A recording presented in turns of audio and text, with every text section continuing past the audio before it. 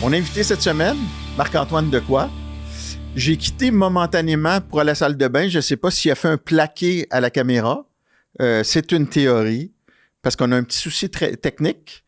Il manque les premières secondes de l'audio et peut-être 1 ou 2 minutes des images au début de l'entrevue. Alors, suivez l'image pendant quelques minutes, puis ensuite, on va plonger dans l'entrevue, puis Marc-Antoine a été très généreux, très content. Alors, bienvenue à tous aujourd'hui. Puis là, au moment d'enregistrer, on est à la mi-avril. Oui, c'est vrai. Hein? Mi-avril, d'habitude, t'es où? T'es-tu encore au gym? Toujours au gym. Mi-avril, c'est là que ça commence vraiment à bouger dans la saison parce que t'es à 4 semaines à peu près avant le début d'un camp. Fait que c'est drôle. J'ai comme ce sentiment-là que je trouve que je suis comme pas prêt pour la saison, mais j'ai pas de saison qui s'en vient.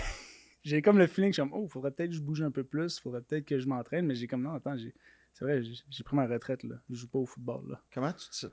Puis là, tu le dis avec un sourire, mais comment tu te sens? Ben là, la réalité, c'est je suis vraiment occupé en ce moment. Il faut dire qu'avec la retraite, j'ai eu un peu de temps pour moi, mais j'ai tout de suite pris une émission avec ou sans cash, à Évasion. Euh, j'ai Salut Bonjour. Puis là, je suis chroniqueur à Bonsoir, Bonsoir. Fait que c'est comme ça n'allait pas vraiment arrêter. Puis il y a d'autres choses qui s'en viennent aussi. Je pense que j'ai pris ma retraite dans la saison morte, qui est un moment où est-ce qu'on fait pas de football, puis on fait qu'est-ce qu'on fait normalement, qui est l'entraînement et nos propres activités personnelles. C'est quand la saison va commencer, je pense, là, la claque va arriver. T'sais, dans mon groupe encore avec les anciens joueurs, on s'écrit, on se parle, puis je sais que les autres se préparent pour le camp, puis quand le camp va commencer, moi, je vais être parti. Je vais filmer le deuxième bloc d'Avec ou sans cash, mais quand je reviens, c'est là que la saison commence. Tu fais tout? Je fais 6 autres pays. Je fais Maroc. Dans le fond, c'est une émission sur l'évasion, c'est comme une émission de voyage. Puis c'est Maroc, on fait Maroc, Italie, Portugal, on fait Bruxelles et je vais en garder d'autres aussi. Écoute, mais le timing est idéal. Ouais, le timing est bon parce que ça fait en sorte que j'ai un peu un échappatoire à certains points. Puis c'est ça la réalité, c'est un peu un échappatoire, mais ça va me revenir. Ça va me revenir à un moment donné. Là. Tous les joueurs, tous les sportifs qui ont pris leur retraite, cette réalité-là va vraiment rentrer lentement dans ton quotidien, que tu n'es plus un sportif. Puis je pense que c'est quand la saison commence. Parce que là, je le vois pas parce qu'il n'y a pas de football. La première semaine, la deuxième, troisième. Quand je vois les gars jouer, je vais continuer à regarder. C'est peut-être là que la réalité va être un peu plus difficile à accepter. Puis je compense un peu. J'ai décidé de ne pas arrêter complètement ma carrière sportive. Je me lance dans le flag football. Oui. Fait que j'essaye ça. Pour les championnats du monde, pour l'équipe canadienne. Puis si dans 2 ans, je suis encore là, ben, j'essaierai pour les Olympiques. Fait que j'ai fait un peu cette transition-là.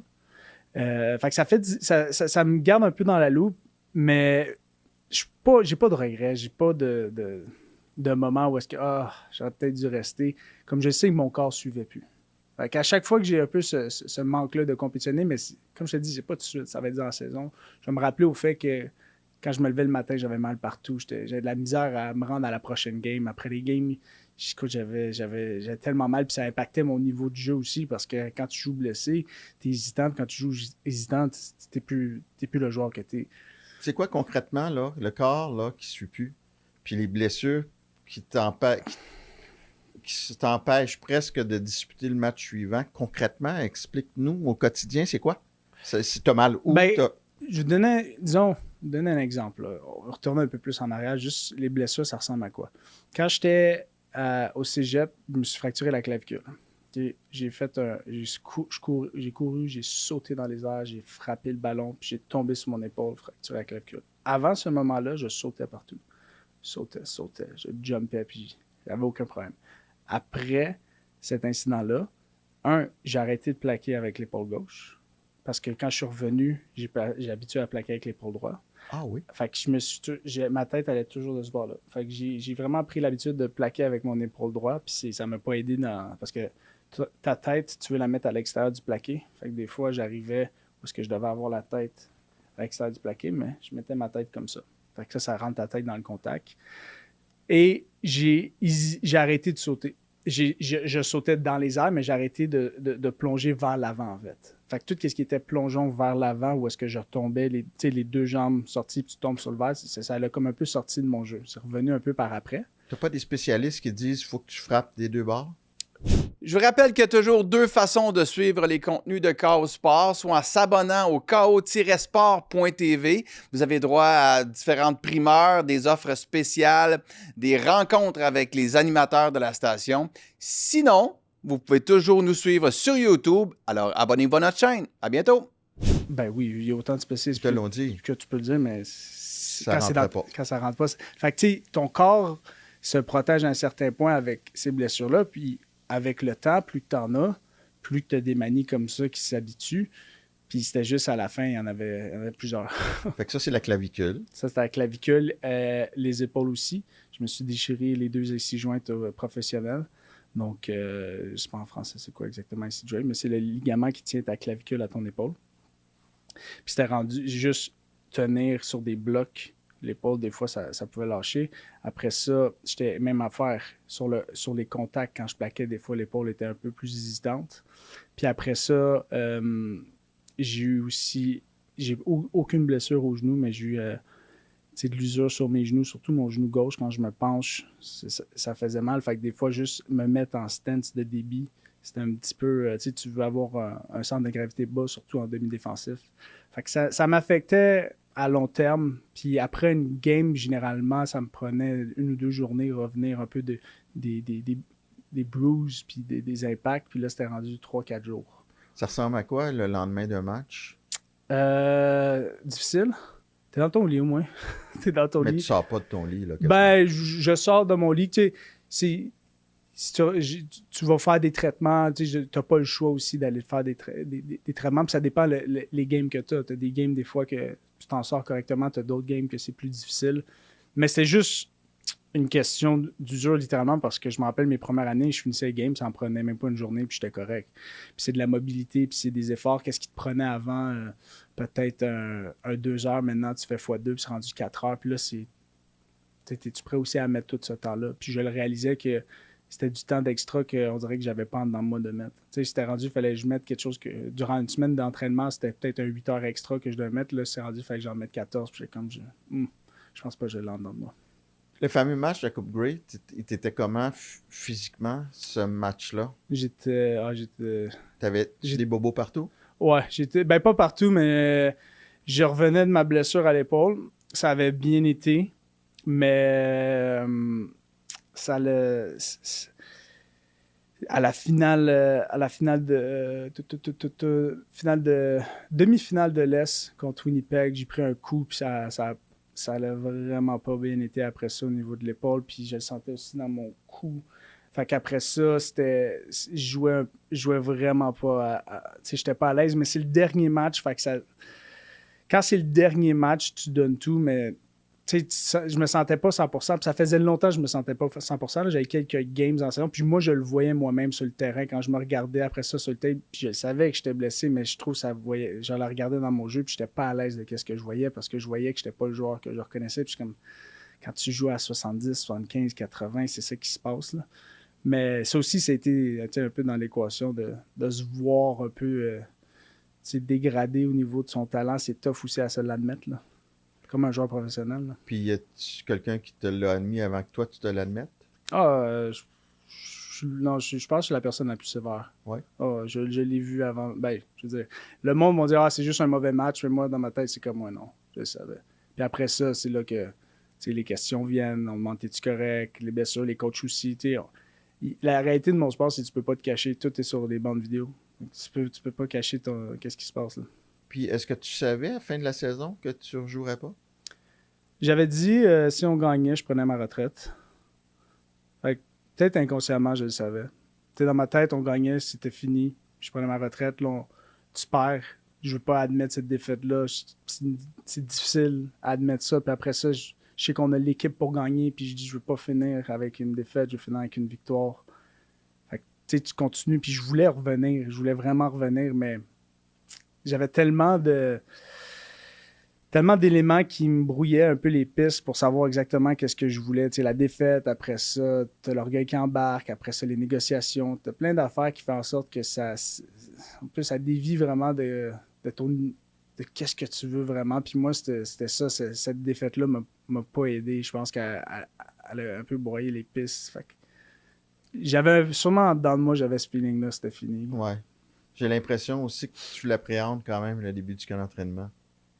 Mais là, je pense que je suis encore un joueur à un certain... Ben, tu sais, je parle encore avec tout le monde. Fait que je suis comme... Je me sens un peu encore...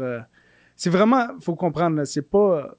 Tu sais, c'est un choix purement physique, là. C'était pas mon cœur était plus là, là. Comme...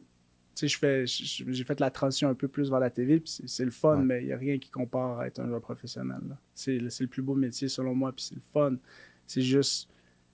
J'aurais pu prendre le contrat, on m'a offert un contrat. Tu sais, j'aurais pu prendre le contrat, puis voir mon niveau encore plus dégradé, prendre plus de blessures, peut-être être blessé la moitié de la saison, puis finir ma carrière. Mais moi, j'aurais été dans l'équipe, j'aurais pu faire ce choix-là un peu selfish de rester dans l'équipe, rester avec les gars, avoir mon salaire. Puis... Mais je sais pas, pour moi, c'était pas correct de faire ça. Je trouvais que c'était trop un manque de respect. Tu sais, je savais c'était quoi les efforts. Ben, je sais en fait c'est quoi les efforts pour être un joueur professionnel. Puis je connaissais mes coéquipiers. Puis pour moi, c'était pas. Je pense pas que c'était honnête puis correct de revenir sachant que j'étais pas capable de donner qu'est-ce qu'il fallait que je donne. Tu sais, mon coach dit tout le temps à Jason Moss, tu signes un contrat pour 18 games. Si tu peux pas jouer 18 games, tu signes pas le contrat. Puis moi, je savais que je pouvais pas jouer 18 games. 6 games peut-être, mais 18 games, je pouvais pas signer ça. Fait que Pourquoi juste 6 et pas 18? C'est quoi qu'est-ce qui fait que tu peux pas en jouer 18? c'est l'usure. Impact après impact, tu ne contrôles pas. Tu peux faire 2 games puis t'es fini. Tu peux faire 6 games puis t'es correct. C'est du hasard. C'est vraiment à chaque... Tu sais, les joueurs vont... Tu as déjà sûrement entendu ça. Une game de football, c'est un peu comme un accident de char. Puis si tu regardes moi, je suis pas le plus gros. Ouais.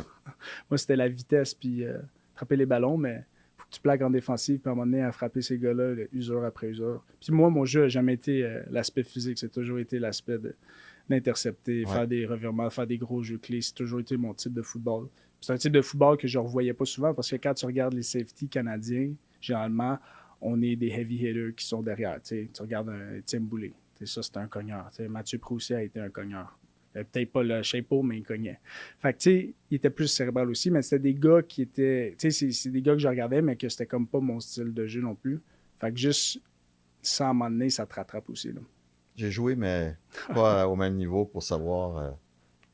Mais j'ai joué, moi, contre André Bolduc quand il était corps arrière. Dans le temps, ça, tu mettais ton athlète, tu le mettais à position de carrière dans ces années-là.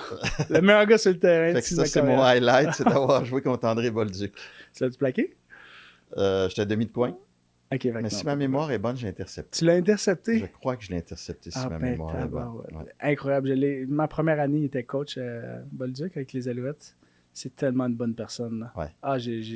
J'aurais aimé ça être avec plus longtemps, mais j'ai tellement apprécié le moment. Il venait toujours faire des paris Laval contre Montréal quand c'était universitaire. Ouais. C'était vraiment une bonne personne. C'était un très bon coach aussi. Là. Es-tu conscient qu'il est encore trop dans le processus pour que tu sois en paix avec ce que tu viens de prendre comme décision? Ouais, là, je suis en mode, tu sais, dans les phases là, de deuil. Ouais. Je sais pas si cette phase-là, évasion, existe. Je pense que je suis dans ça en ce moment. Ouais, hein? Ouais, je pense que je suis là complètement. Comme, tu sais, je le réalise, j'en parle, mais intérieurement, je le vis pas. Ouais. C'est drôle un peu. T'es pas là encore. Comme si je suis pas là encore. Je pense que c'est ça. C'est drôle parce que je me comporte encore comme si j'étais un joueur de rap, puis juste quand je me promène ou quand je parle avec du monde, ou genre, tu sais, on dirait que je suis encore dans cet aspect, je suis un joueur des Alouettes, mais je sais que je le suis pas. Ça a été ton identité pendant presque toute ta vie, joueur de football? Ouais, ben, 26 ans. C'est ça, là. Qu'est-ce que t'aimais le plus? Tu dis la carrière d'un athlète professionnel, là. Ouais. Qu'est-ce que t'aimais le plus? Tu la foule? Tu le jeu?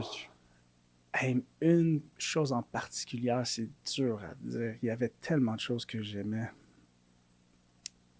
Hey, t'es pas obligé d'en avoir juste une, là? Ah ben, regarde, la première chose, je pense...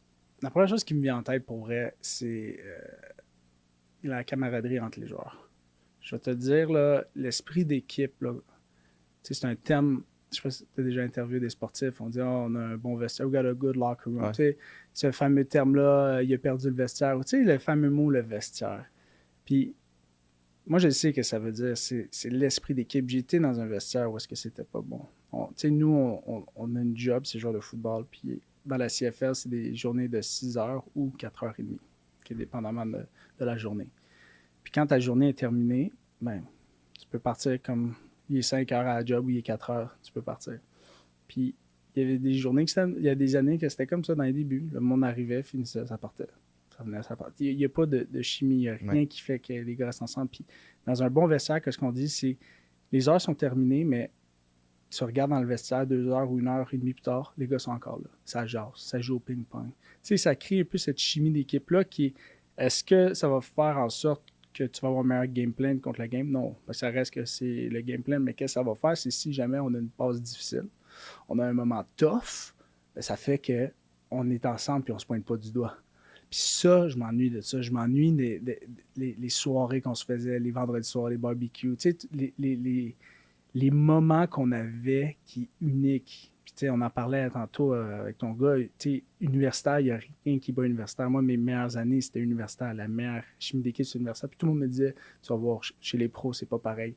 Puis je l'ai vécu cette année, 2025, avec 2025, les Alouettes, c'est l'année qui vient de se passer, en fait, là. C'était... J'ai ressenti comme si on était dans un vestiaire. 2023, dans un vestiaire universitaire. Ouais.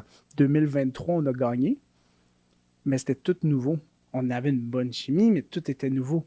Tu sais, je ne connaissais pas exactement la fan de ce joueur-là. Je ne connaissais pas ses enfants. Tu sais, là, j'ai appris à connaître beaucoup plus avec 2025. Puis c'est là que je sentais que c'était tellement uni. Puis ces moments-là, tu sais, je veux dire, avant la Kogu, le monde pleurait, se vidait le cœur, dire, tu sais, a room full of grown men saying they love each other. Tu sais, c'est comme, c'était vrai, il y a de l'amour. Fait que ces affaires-là, je pense pas que je vais jamais revivre ça.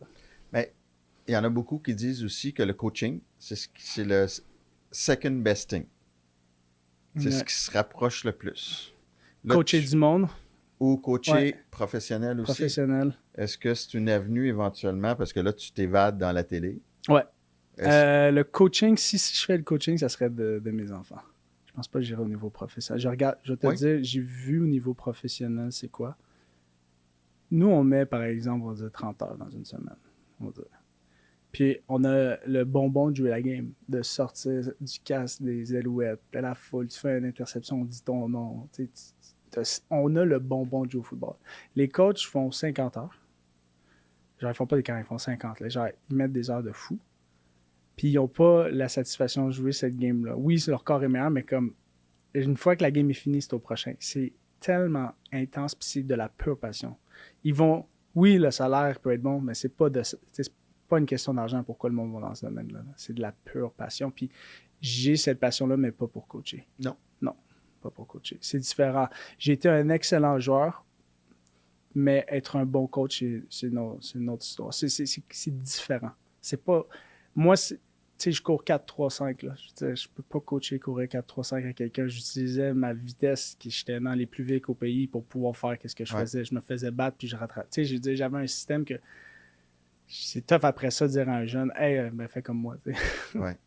Ben, je pourrais, évidemment, je peux coacher à un certain niveau bas, mais quand j'arrive professionnel. Puis tu regardes 4-3 aussi, puis là, tu penses NFL. Est-ce que ça, c'est. Ben, j'ai eu ma chance. Ouais. J'étais avec les Packers de Green Bay. La pandémie, mais la pandémie est arrivée. Puis, tu sais, NFL, comment ça fonctionne, c'est que quand tu signes comme agent libre que j'ai signé comme agent libre, tu fais partie de l'équipe des 93 joueurs. Tu fais un camp d'entraînement complet, 4 games pré-saison. Dans le temps, c'était ça, là, c'est les plus, mais c'était 4 games pré-saison. Puis après ça, c'est les fameuses coupures partout à travers la ligue. Puis au moins, j'étais comme, moi, je vais pouvoir vivre ça. J'ai fait ça durant la pandémie. Fait que j'ai vécu une saison complètement atypique qui n'existe plus parce que la pandémie, le coronavirus de 2020, ça a tout affecté. Puis même affaire avec le football. Ils ont décidé pour diminuer la propagation du virus, de descendre de 93 à 80. Fait qu'il fallait couper 13 personnes dans les OTAs, qui est une période d'entraînement. Puis moi, je me suis rendu jusqu'à la fin des coupures. Puis après ça, c'est comme avant le camp, il y avait 2 semaines avant le camp.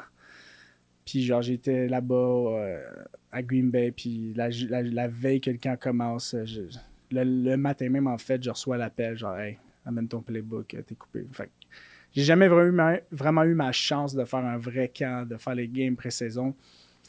Puis, tu sais, c'est poche parce qu'il y avait il y a un joueur de là, Kebion Anto, qui était avec moi au Packers de Green Bay, qui après c'est venu aux Alouettes 3 ans plus tard.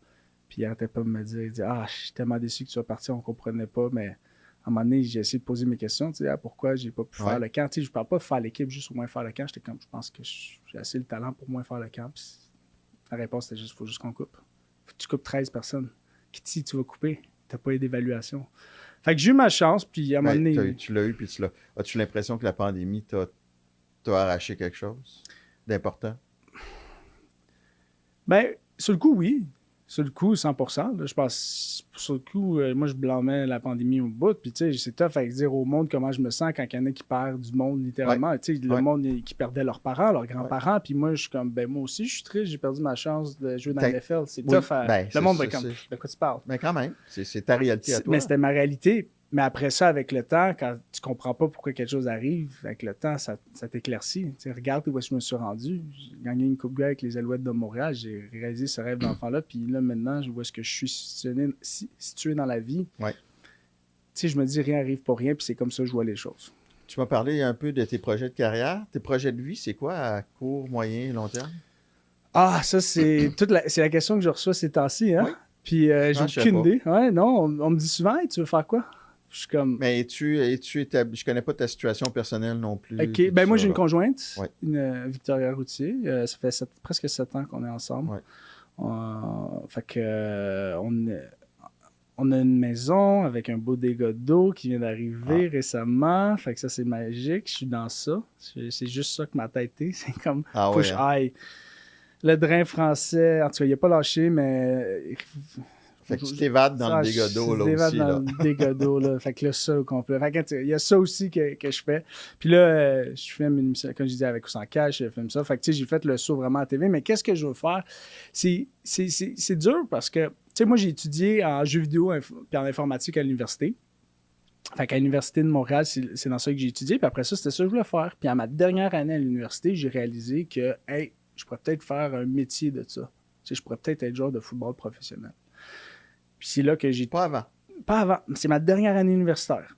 J'ai une super bonne année en 17-18, mais c'est vraiment ma dernière année universitaire que j'ai réalisé comme, hey, non, je peux être un joueur professionnel.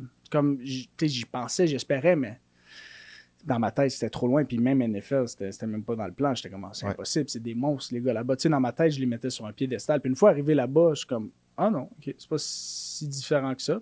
Il y a une différence entre ton Tom Brady et le 1% de la NFL, mais après ça, il y a 53 gars sur le roster. Là. Ouais.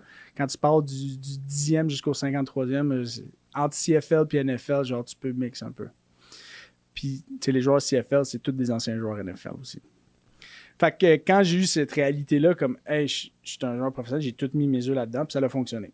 Puis là, après ça, j'ai vécu mon rêve, j'ai été joueur professionnel avec les Alouettes, j'ai gagné une coupe, puis c'est comme, OK, mais c'est quoi la prochaine chose que je veux faire? Qu'est-ce que je veux faire? Je sais pas. Je sais qu'en ce moment, la TV, ça m'intéresse parce que j'ai l'opportunité de le faire. Tu sais, l'opportunité d'avoir un nouveau au Québec, c'est rare. Puis ça, je suis très conscient, puis je prends pas ça pour acquis. Fait que le temps que ça marche, ben, je vais le faire. J'aime parler de sport, j'aime raconter des histoires, j'aime parler aux gens. Donc, tu sais, je fais ça en ce moment, mais je pense que là, je suis en processus de comme, OK, je me donne 1 an pour juste vivre. Qu'est-ce que j'ai à vivre? Puis je vais voir après ça, OK, c'est quoi mes objectifs? Parce que je suis jeune, 31 ans. On me dit bonne retraite. Je suis comme, 31 ans en retraite, c'est un peu jeune. C'est parce que tu m'as dit tantôt, si je coach, ça va être mes enfants. Fait que j'ai dit, il y a peut-être quelque chose. Oui, évidemment. C'est le plan avec ma conjointe dans le futur. Tu sais, maintenant aussi, c'est vrai, mon père, à 30 ans, il y avait moi et mon frère. Là, moi, j'en ai 31. Puis, notre génération, les enfants deviennent... C'est un peu plus... Ben oui. C'est plus... c'est plus pareil. Mais non, c'est ça. C'est dans les plans. J'ai pas d'enfants, en fait. Fait que j'avais deviné, ouais. C'est dans les plans dans le futur de voir ça. Puis c'est un peu, en même temps, un peu peut-être angoissant de pas savoir exactement qu'est-ce qu'on veut faire. T'es comme...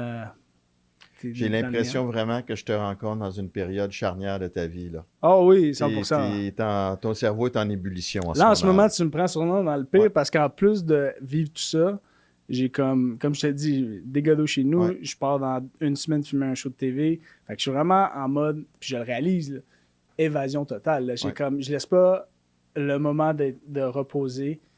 Puis ma blonde me dit, je vais péter à la frette. Peut-être, je sais pas, on va voir. Ah oui, Mais- pourquoi dis ça? Ben parce que je suis quelqu'un fais de même. trop? J'en fais souvent trop. Paf, paf, je vais Ouais. faire ça à droite, à gauche. Tu sais, j'essaie de me combler l'esprit, mais je suis bien avec moi-même, avec mes passés en général. C'est juste que là, je pense que c'est comme ce sentiment, je dois battre le fer pendant qu'il est chaud. Ouais. Mais aussi, il faut que je sois capable de prendre du temps pour moi, pour faire les bonnes décisions, pour savoir qu'est-ce que je veux faire. Tu vas revoir ça, ce show-là, dans 5-10 ans, tu vas dire, ah oui, hein, j'étais là. là, J'étais là, je vais me J'étais réécouter. là dans ma tête, là. J'étais perdu Ouais. même. Écoute, on va s'évader dans les photos. Oui, ça va être un... C'est le thème de l'émission, s'évader. Ouais, s'évader. C'est pas mal. C'est beau, ça. Ah, c'est ma photo préférée pour elle. Ah oui? Ben oui. Non, mais regarde-moi ça. Je peux dire, tu sais, une photo vaut 1000 mots, là. Ouais. Ça, pour moi, là, ça en vaut 1001 mots. Pourquoi? Ben, tu sais, Je vois qu'il y a une coupe puis il y a un drapeau, mais pourquoi? mais c'est juste comme... Tu sais, pour moi, il y a une importance, évidemment, au Québec, mais juste ces gens-là, chacun d'entre eux, j'ai une histoire avec eux. Nomme-moi les dons pour le T'sais, fun. là. Fait que, on va commencer de la gauche. On a Alex Gagné, Baron Archambault. On a Christian Matt, Vinny Dej. Après ça, David Dallaire, David Côté, Phil Gagnon, Louis-Philippe Bourassa, moi, Frédéric Chagnon, puis Régis Sibassou. Puis ça, c'était tous les Québécois qui avaient... Attends, Ah, il y en a beaucoup. Ben, il nous manquait aussi dans le football ops. Il y a beaucoup de Québécois dans le football ops, mais c'était tous les Québécois au niveau joueur et coach de cette année-là. Puis ça voulait dire quelque chose pour nous parce que tu regardes le niveau d'âge, je pense que il y a juste David Dallaire ici, puis Côté qui sont plus jeunes que moi. Mais on est tous dans la même tranche d'âge. On est tous Ouais. dans la trentaine à peu près, puis on a tous vécu les années d'or des Alouettes de Montréal. Ouais. Tu sais, les années Calvio, là. 8 apparences à la Coupe Grey en 11 ans. Tu sais, les années 2000 jusqu'à 2010. Fait que pour nous, les Alouettes, pour nous, c'était une fierté. C'était quelque chose qui était, genre, incrusté dans notre ADN de footballeur. On voulait tout être un Alouette.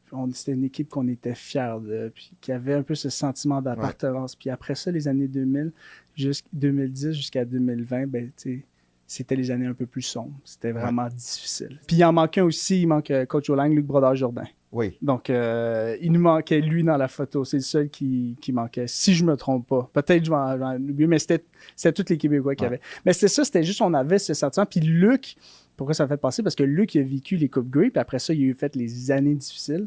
Puis pour nous, c'était un peu ce mandat-là, quand on est revenu, quand Danny Machocha a repris l'équipe. Tu sais, on avait ce mandat-là qui était, pour nous, cette équipe-là veut dire quelque chose. Quand je suis arrivé aux Alouettes, ben, le français n'était pas important. La culture québécoise n'était pas importante. Vraiment pas. Tu sais, c'était pas comme le FC Montréal, mais c'était une équipe professionnelle. C'était des gars qui allaient jouer professionnel, des Américains puis des anglophones. Fait, le français n'en faisait pas partie. Puis avec Jason Moss, l'arrivée de Jason Moss, ben, il a mis une importance sur le français. Puis pour nous, ça nous a mis en valeur. Tu sais, Gagné est devenu capitaine cette année-là. Tu sais, il y avait une voix dans le vestiaire. Et le coach a permis à quelqu'un comme Gagné qui avait énormément d'expérience puis qui était un leader. Toute sa vie, il était un leader. C'est juste arrivé dans une équipe parce que le français n'est pas sans permis. C'est comme ça nous donne pas l'opportunité de se présenter. Fait que les gars comme ça sont devenus des leaders dans le vestiaire. Puis cette année-là, le français était tellement important. Puis après ça, qu'on arrive à la Coupe Grey puis qu'on la gagne, c'est comme si tout nous, ce rêve-là d'enfant venait d'être réalisé. Oui, tu as gagné une Coupe Grey, mais avec les Alouettes de Montréal dans une équipe qui respecte le français, puis qu'on a ramené un peu cette fierté-là, selon moi, dans la ville. C'était comme l'objectif qu'on reparle des Alouettes de Montréal, que les Alouettes soient connectés avec les citoyens. Puis tu sais, il y a des jeunes qui m'ont écrit, puis je suis content de ça, qu'ils me disent que ça les a inspirés, puis qu'on les inspire, puis c'est des messages comme ça qui me réalisent pourquoi qu'on a fait ça. Tu sais, moi, quand j'étais jeune, là, je me dis, là, mais Mathieu Proulx et Étienne Boulay, là, tu sais, c'était des gars que je regardais, moi, là. C'était des gars que je regardais jouer, puis j'étais comme, hey, j'aimerais ça être comme eux. Fait que cette photo-là vient juste tout représenter qu'est-ce qui était pour nous être Québécois puis être un Alouette, là. Puis là, ça sera pas tout de suite, là. C'est une photo plus tard, mais je vais t'en parler avant. Ouais. Tu sais, le fameux Gardez-les votre anglais. Ouais. Tu sais, je l'ai écouté live, ça m'a ébranlé. Ben, dans le bon sens de dire crime. Ça a comme éveillé quelque chose en moi. C'est bon, ça. Puis j'ai dit, d'où advient, d'abord, tu l'as dit spontanément, c'était pas préparé. Ouais, spontanément. Puis d'où advient cette fibre patriotique-là? J'étais fier, moi, d'être Québécois quand je t'ai entendu, là. Ben, c'est drôle que tu dis ça parce que, tu sais, moi, quand j'ai grandi, là, j'ai pas grandi avec des parents séparatistes, avec des parents où est-ce que c'était le bloc, puis purement 100% dans, tu sais, dans la lignée de genre, on vive le Québec libre. Moi, c'était pas ça. Moi, en reverse, c'était l'inverse. J'étais dans une famille libérale. Mon grand-père, c'était le garde du corps de Pierre-Luc Trudeau. Oh! Ouais. Fait que, C'est quoi son nom, ton grand-père? Jacques Grilly. Fait qu'il était travaillé dans Jersey longtemps. Il était aussi président du Casino de Montréal. Fait que, il dit que c'était une famille très libérale, mais autant que c'était une famille libérale, pour eux, le français était très important. Fait que moi, j'ai été élevé où est-ce que le français, c'était important. Puis c'est là que c'est plus la fibre. Puis c'est ça que je dis, c'est pas un enjeu politique, c'est vraiment juste le français. Ouais. Peu importe.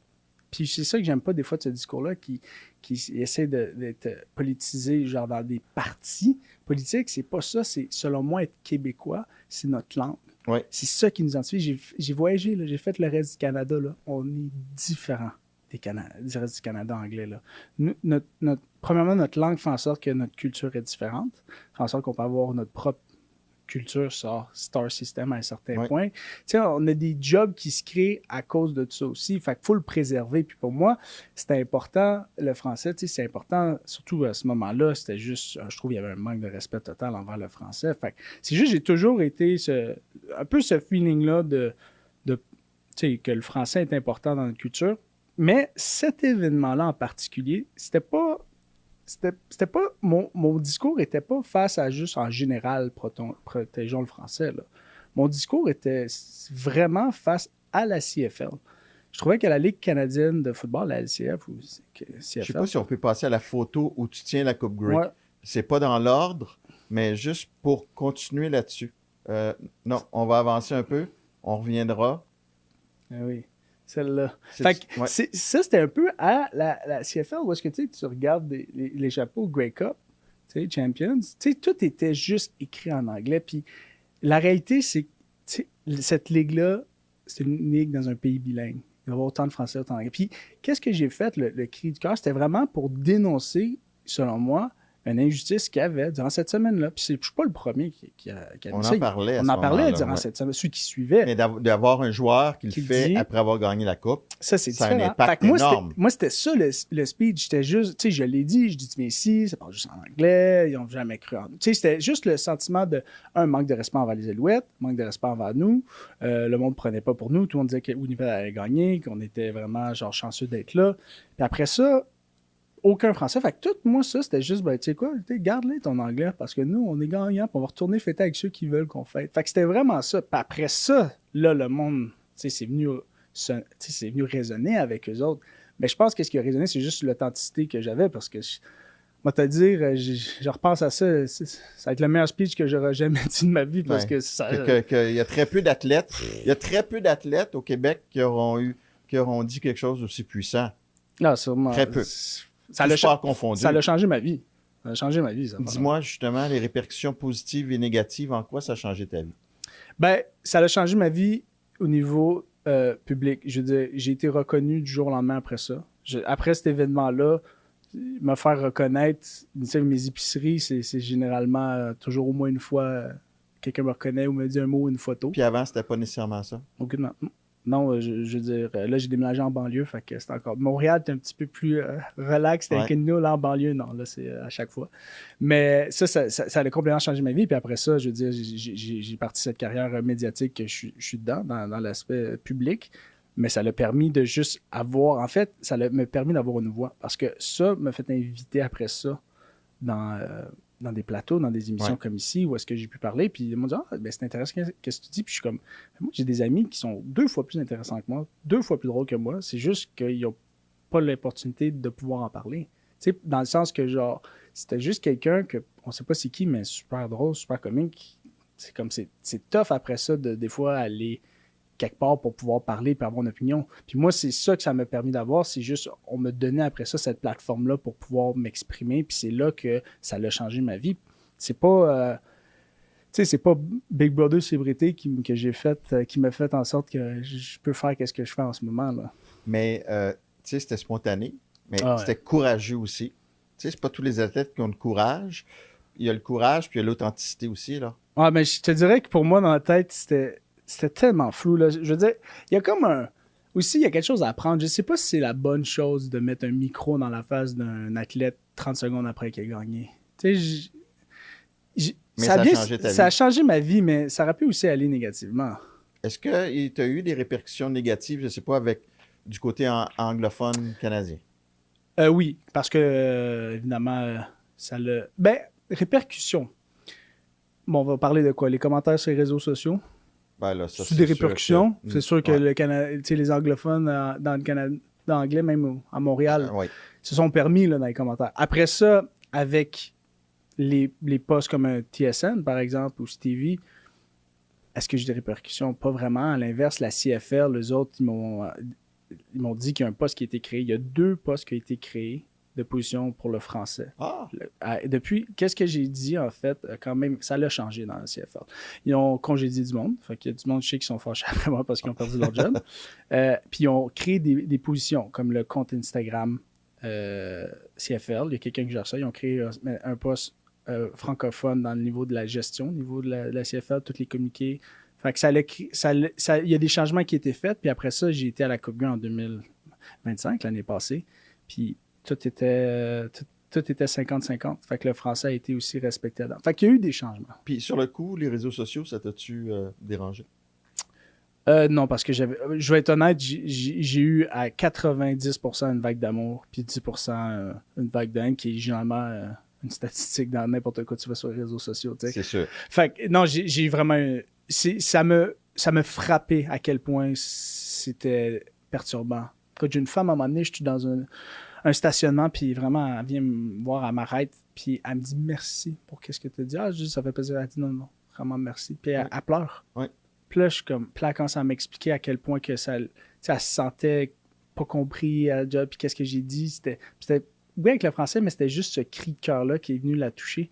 Puis j'ai réalisé comme, OK, j'ai fait. Tu sais, ça, c'était, je pense, 2 semaines après que j'ai dit, ou une semaine, puis je suis comme, OK, ça l'a touché du monde, là. Ouais. Puis là, je regarde cette vidéo-là, puis je suis comme, on dirait même pas que c'est moi, c'est juste quelqu'un, c'est comme quelque chose s'est emparé de moi, puis j'ai juste, Ben, moi, ça a été un mes, tu sais, comme spectateur, là, ça a été un grand moment, là. Puis c'est pas de la politique, comme tu dis, c'est juste la langue, la fierté de notre langue. Ça a été un grand moment. Ouais, alors, vraiment. On peut peut-être revenir une photo en arrière, avec les carabins. un autre trophée. Ben, j'en parlais, tu sais, je veux dire, Jean-Sébastien Bellil, Reda Kramdi, je veux dire, c'est des chums qui jouent à CFL avec Winnipeg, très bons joueurs.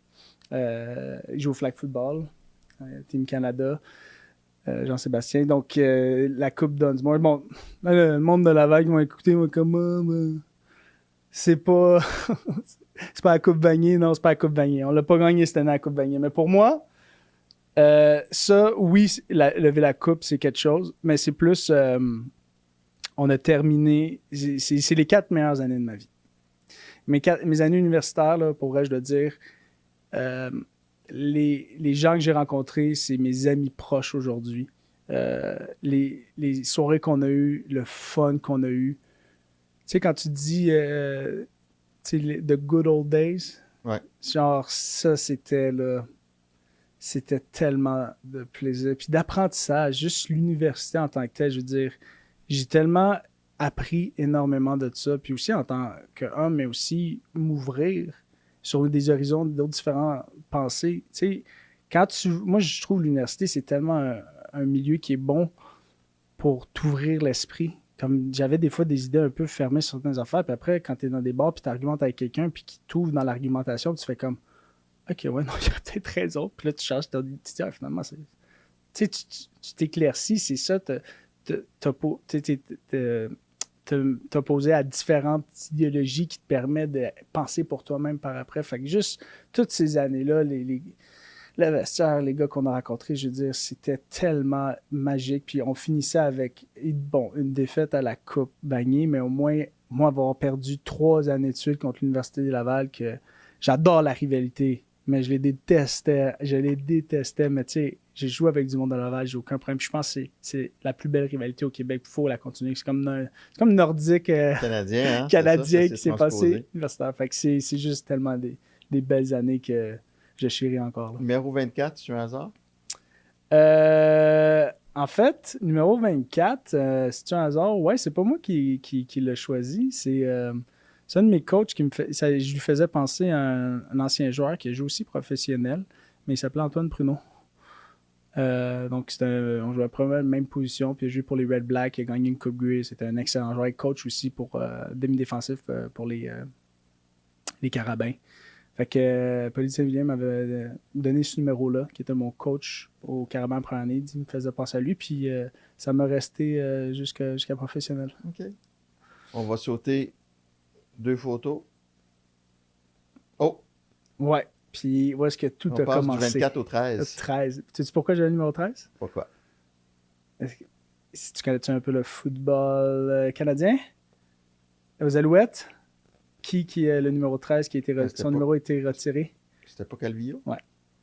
J'avais fait, dans le fond, j'avais le numéro 13 à cause de Anthony Calvillo. Ah oui? Ouais, j'étais un énorme fan de lui. Fait que c'était pour ça que j'avais le numéro 13. Fait que dis-moi que c'est drôle après ça quand je l'ai croisé la première année au Carabin, mais après ça que j'ai pu. Tu sais, il a coaché aussi au Carabin avec ça. Puis après ça, c'est rendu quelqu'un que j'écris puis je m'en vais jouer au golf. Tu sais, ton idole de jeunesse qui est rendu quelqu'un que tu. Tu y as dit quand t'avais-tu son numéro? J'ai déjà dit, ouais.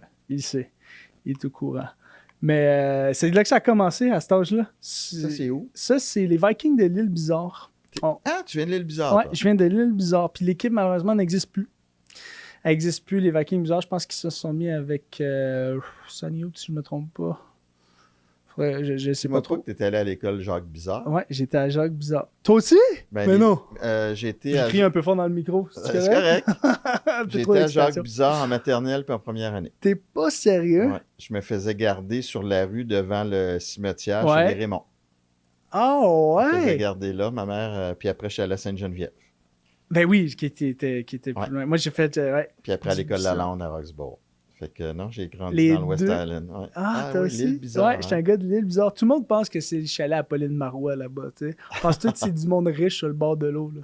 Je suis comme, non, on est du monde bien normal, une classe moyenne qui vit là. Vincent Le Cavalier est un petit peu plus vieux que toi. Ben, je m'en rappelle quand il venait avec. Tu te rappelles quand il venait avec la coupe? Mais ça, j'étais pas là. Ah, t'étais pas là? Ouais. Ben, j'avoue que. On n'est pas été. Fait que t'as commencé à l'île Bizarre. Ouais, j'ai commencé à l'île Bizarre. J'ai commencé à l'âge de 5 ans. Ça, c'est un peu plus vieux. J'ai pas 5 ans, évidemment. Puis qu'est-ce qui a fait que tu as commencé à jouer au football à 5 ans? Fait que moi, j'étais un fan de mon frère. Tu sais, qu'est-ce que mon frère faisait? Je le suivais. Son nom? Laurent Decoy. Laurent Decoy. Puis, j'étais juste un énorme fan. Puis, bon, évidemment, à cet âge-là, c'est tes parents qui t'inscrivent. Fait que mon père avait inscrit mon frère, ou ma mère avait inscrit mon frère au football. Puis là, moi, je veux moi aussi. Puis là, je pouvais pas. Puis là, finalement, ils m'ont fait rentrer, même si j'étais plus jeune. Puis c'est 6 ans pour rentrer. Puis il y a combien d'années de plus que toi, ton frère? Il y a 3 ans de plus. Fait que j'ai rentré à cause de ça. Puis, tu sais, à cet âge-là, moi, j'étais juste plein d'énergie. Fait que je faisais juste courir. Fait qu'ils m'ont mis en défensif, puis ils disent cours au ballon. Tu sais, cover 3, cover 1, cover 0. Aucune idée de ça. Tu as fini à 4-3 sur le 40 verges. Moi, j'étais... sûrement à cause de ça. Mais moi, j'étais middle linebacker. Puis je faisais juste courir. Il dit, où est-ce que le ballon est? Cours, puis va le plaquer. Puis c'est ça que je faisais. Puis j'avais juste tellement de fun. J'avais aussi tellement d'énergie. Fait que j'étais vraiment pas gros, là. Tu le vois, là. J'étais tout petit. J'étais pas, il est un peu plus petit que moi, lui, là, mais j'étais pas dans les plus gros, j'étais juste... Ton frère, as-tu joué un bout? Ouais, il a joué un bout. On a fait hockey, football, les deux ensemble. Mon frère, c'était l'intellectuel de la famille. Il disait, moi, ça me prenait genre 4 jours pour étudier un examen. Lui, la veille, il étudiait puis il passait son examen, tu sais. Fait que, il a fait une autre voie que moi que dans Mais le c'est football. grâce à Laurent que tu as Ouais, une c'est carrière au football. Ouais, c'est mon frère. Ouais. C'est grâce à Laurent que j'ai commencé parce que j'étais juste un petit frère. Tu sais, les petits frères, je sais pas si t'as-tu des frères, toi? Non, fils unique, mais j'ai eu 2 fils. OK. Ouais. Mais je sais pas si t'as vu la dynamique, le petit frère qui suit toujours le grand frère, là. Toujours. Moi, j'étais ce petit frère-là qui suivait toujours le grand frère. Quand même, hein. Puis, tu sais, mon frère, je le gossais aussi parce que je voulais toujours le suivre, toujours... Puis est-ce que, tu sais, des fois, tu as des... Puis c'est pas méchant nécessairement, des chemins se séparent. Est-ce que vous... Ouais, nous, on s'est séparés. Séparés. Moi et mon frère, plus vers l'adolescence, on était chat-chien, là. Comme, on se parlait à peine, on se gossait tout le temps. Puis, tu sais, ma mère, ça l'inquiétait. Mon père dit, c'est des enfants. Des affaires comme ça dure pas. Des chicanes d'adultes, ça, c'est plus dangereux. Mais après ça, quand on est devenu plus adulte, après l'université, cégep, là, on est redevenu proches. Ouais. Mais Là, vous êtes encore proches? Ouais, on est encore proches. Mais on se parlait vraiment pas, là. Je te dis, on était là... Écoute, ça stressait ma mère. Comme, ben là, ils vont-tu avoir une relation plus tard? C'est juste, tu sais, t'es des enfants, tu vas à travers ta puberté, tu sais pas qu'est-ce que l'autre personne vit, tu changes, t'as des phases. Puis après ça, les choses se reviennent, puis on a toujours été élevés de, tu sais, ma mère, où est-ce que, tu sais, la famille était numéro 1, puis, tu sais, on a eu beaucoup d'amour. Fait que déjà là, tu avais des bonnes bases qui font en sorte que, regarde, c'est à l'extérieur de mon contrôle. Mais au moins, les bases étaient là, puis comme de fait, les bases sont revenues quand on est devenu plus vieux. Rappelle-moi le nom de tes parents. Ma mère, son nom c'était Caroline Grilly, puis mon père, c'est Vincent Decoy. Okay. Écoute, merci. Ça passe vite. Je sais pas s'il y a d'autres photos, là, Non, mais ça passe trop vite. C'était-tu la dernière? Yeah, c'était la dernière photo. Moi, je parlerais d'une entrevue très riche. Ah, ben merci. Tu sais, tu dis que ton frère, c'est l'intellectuel de la famille, là. Ah, ben tu devrais... Non, tu sais, quand je dis je suis chanceux d'avoir une voix, là, tu sais, mon frère, ça devrait être un aussi qui devrait faire ça, de parler. Puis, écoute, il y a beaucoup de propos, des fois, je vais prendre aussi de lui, là. Il est dans quel domaine, là? Mon frère, il est dans la formation. OK. Ouais, en utilisation, il travaille... il s'occupe pour des vidéos, faire de la formation avec les clients. Il va me rester 5 questions pour ceux qui sont abonnés ou qui vont s'abonner, qui veulent nous suivre sur la plateforme chaosport.tv. Ça garde le monde sur le hook. C'est ça que ça fait. Asti, c'est bon, la ça. barre était comme haute, là. La vue, quand je suis sorti de l'avion, là, je suis tombé en amour. Je veux dire, j'ai eu cette réalisation-là en faisant en voyageant. Je suis comme, je visiterai jamais Montréal. Le film que j'ai écouté le plus souvent, c'est Brise de Nice. La passion insoupçonnée. Les jeux vidéo, Space Sims, tout ce qui est les simulateurs, en fait. La situation la plus malaisante. Toi, c'est quoi, ça? Moi? Ouais. C'est la première fois qu'on me le demande. Après ça, je suis comme, attends, c'était-tu ça le cue pour l'embrasser? Tu sais, t'es juste tellement pas là.